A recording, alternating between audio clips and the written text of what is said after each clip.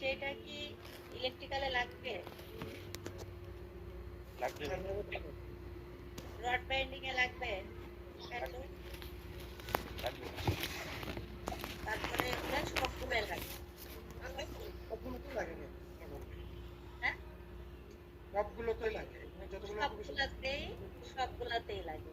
তাহলে এই ইউনিটটা আমরা কোথায় দিব? Sector specific.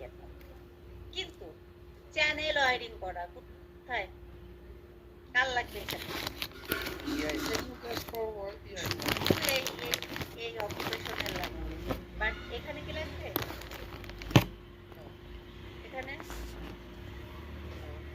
এখানেও লাগবে। তার মানে যে ইউনিট অফ কম্পিটেন্সি গুলা শুধুমাত্র একটা নির্দিষ্ট অকুপেশনের জন্য প্রয়োজন, সেইগুলা যাবে অকুপেশনাল স্পেসিফিক। আর যে ইউনিট অফ কম্পিটেন্সি গুলা একটা নির্দিষ্ট সেক্টরের সকল অকুপেশনের জন্য প্রয়োজন, সেটা চলে যাবে সেক্টর স্পেসিফিক। আর জেনেরিকের মধ্যে চলে যাবে কোনটা? একদম সকল সেক্টরের সকল অকুপেশনের জন্য দরকার। যেমন অ্যাপ্লাই ওয়াশ, এটা আপনার কনস্ট্রাকশনের যত অকুপেশন আছে সবাই দরকার।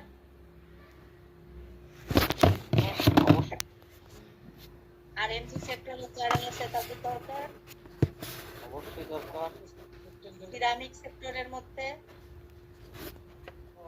সবারই দরকার। হ্যাঁ, তাহলে এবার বোঝা নামাজ গেল পড়ছি আমি তো এখন ধুইনি। ক্যাটাগরি তিনটা।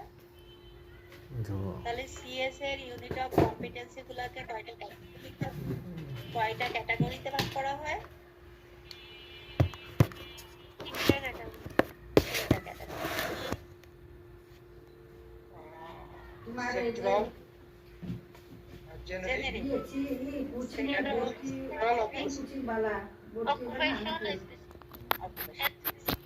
হ্যাঁ হবো। তাহলে জেনেরিকের মধ্যে কোন কম্পিটেন্সিগুলো থাকবে? যেটা সবার জন্য দরকার, সবার জন্য, সকল অকুপেশনের, সকল সেক্টরের সকল অকুপেশন। আর সেক্টর স্পেসিফিক একটা নির্দিষ্ট সেক্টরের সকল অকুপেশনের জন্য, জাস্ট ফর স্পেসিফিক সেক্টর। আর একটা অকুপেশন স্পেসিফিকের মধ্যে থাকবে একটা অকুপেশনের জন্য, নির্দিষ্ট একটা অকুপেশনের জন্য যে কম্পিটেন্সি থাকবে। এখন তাহলে এই জায়গাটা আমরা কি করলাম?